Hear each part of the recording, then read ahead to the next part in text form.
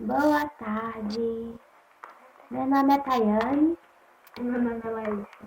Nós viemos deixar uma palavra de Deus para o seu coração, que é: servindo uns aos outros conforme o dom que cada um recebeu, como bons despenseiros da multiforme graça de Deus.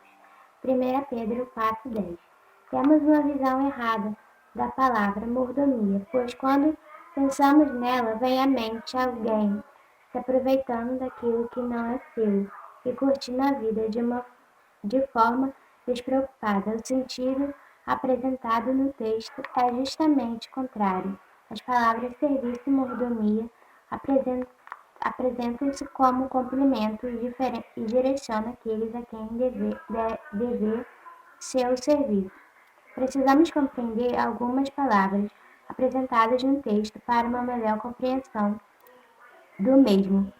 Charisma, que significa favor que alguém recebe sem qualquer mérito próprio. Deus nos presenteou com ao menos um dom e nos chamou para ministrar aos outros.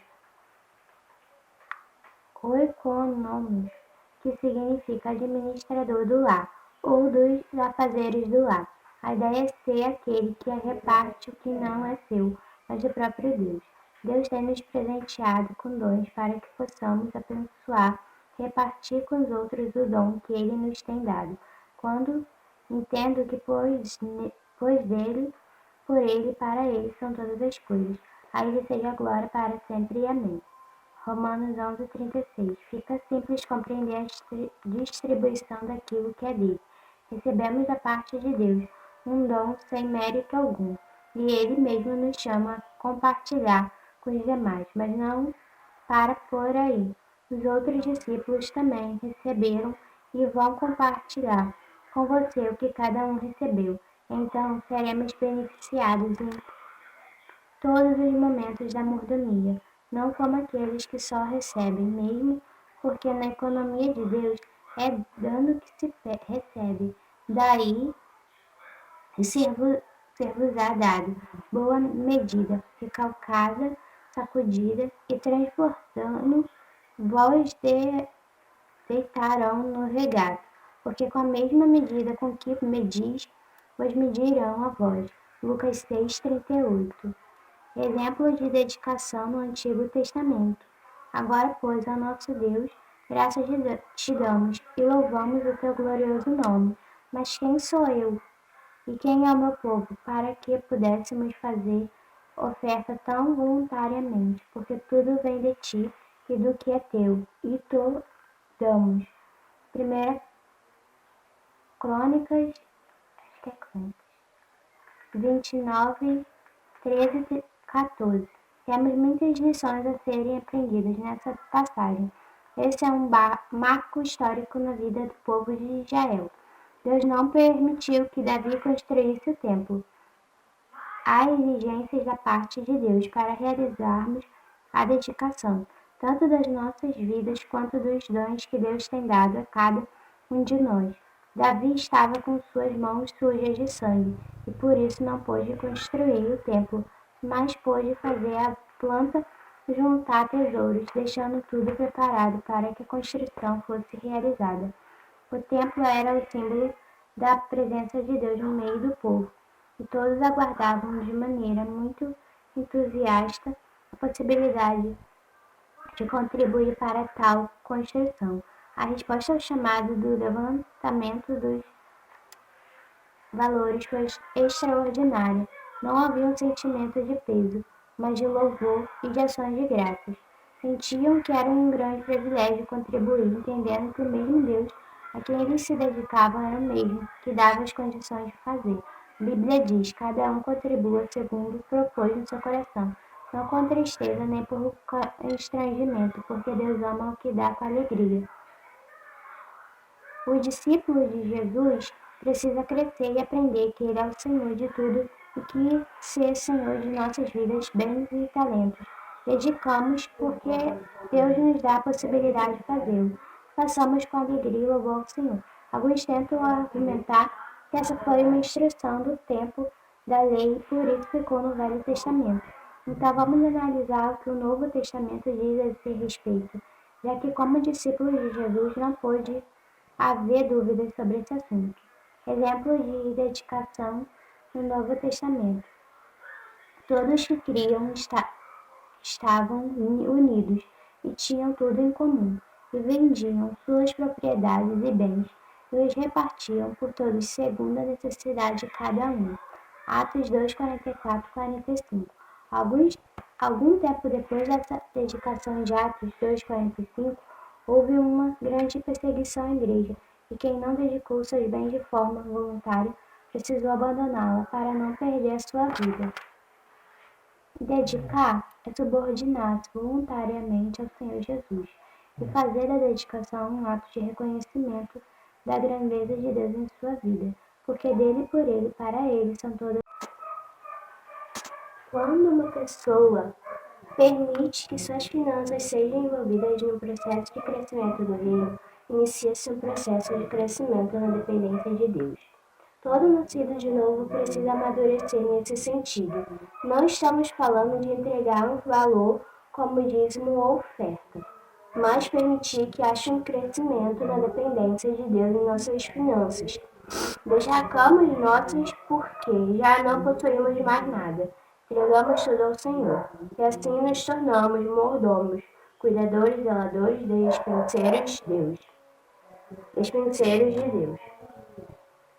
Mordomia, em um sentido mais amplo, também diz respeito ao nosso tempo, que, segundo especialistas, é o bem mais precioso que temos, pois onde estiver o seu tesouro, aí também estará o seu coração. Mateus 6, 21. Precisamos avançar na mordomia do tempo. Quanto tempo você gasta em coisas que não edificam? Isso para não falar em situações que são pecaminosas e causam problemas à alma e ao corpo.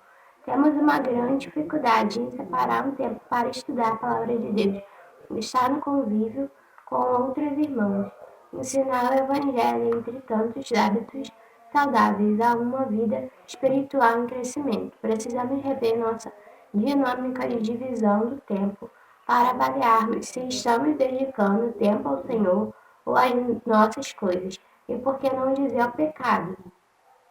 Pensar em mordomia do corpo. Somos chamados para sermos templo do Espírito Santo de Deus, mas não cuidamos de forma adequada do nosso corpo, com medidas simples como descanso adequado, alimentação saudável, realização de exames rotineiros, exercícios físicos, etc. Certamente, essa é uma mordomia muito negligenciada, já que não temos hábitos saudáveis, sofreremos as consequências de nossas atitudes. Não estou dizendo necessariamente ir ao médico, mas ter hábitos que são simples e podem ajudar muito em nossa saúde, tais como caminhada, como uma caminhada, deixar de comer alimentos gordurosos, refrigerantes, alimentos industrializados, etc. Esses hábitos contribuirão muito para a nossa saúde física e seremos melhores mordomos daquilo que Deus nos deu. Somos chamados ao crescimento e serviço integral ao Senhor. Dedicação total. Mas em nada tenho a minha vida como preciosa para mim, contanto que complete a minha carreira e o ministério que recebi do Senhor Jesus, para dar testemunho do Evangelho da graça de Deus. Atos 20, 24. Paulo, ao se despedir dos líderes da igreja de Éfeso, sabia que as coisas poderiam ficar muito perigosas em Jerusalém, para onde ele estava indo, pois aqueles perseguidores poderiam tirar dele o que não mais pertencia à sua vida.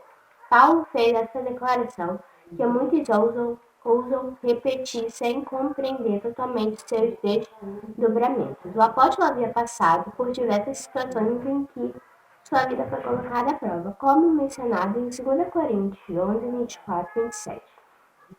Ele tinha plena consciência ao fazer essa declaração, que, ao meu ver, nada tem de romântica, já que ele havia passado por situações quase de morte. Então, baseado nessas experiências, sabia que sua vida não era preciosa para ele mesmo, mas para o seu Senhor e Salvador.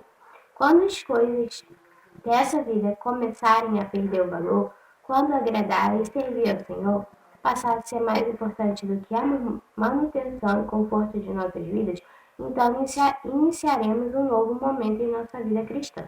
O exemplo foi dado por Deus, enviando o que ele tinha de mais precioso para nós, Jesus. Porque Deus amou o mundo de tal maneira que deu seu Filho unigênito para que todo aquele que nele crê não pereça, mas tenha a vida eterna. João 3,16. Conclusão. Precisamos amadurecer espiritualmente. Esse processo é contínuo e constante. Precisamos amadurecer na dependência de Deus. Quando cuidamos das coisas de Deus e permitimos que Ele cuide das nossas, vivemos em paz. Nossas finanças, saúde e paz de espírito ficam asseguradas por aquele que é Senhor dos Senhores. Ele se importa e quer cuidar de cada um de nós em cada detalhe. Passe o controle de sua vida a Ele e certamente você verá o novo de Deus. Para pensar e agir, peça ao Senhor que transforme sua vida e lhe permita uma maior dedicação. Fale dos desafios que você enfrentou nessa área. Peça para o novo discípulo falar sobre os desafios enfrentados nessa área. Ore com ele e passe a orar todos os dias para que o Senhor consolide a lição bíblica em sua vida. Que Deus possa estar abençoando a sua vida grandemente.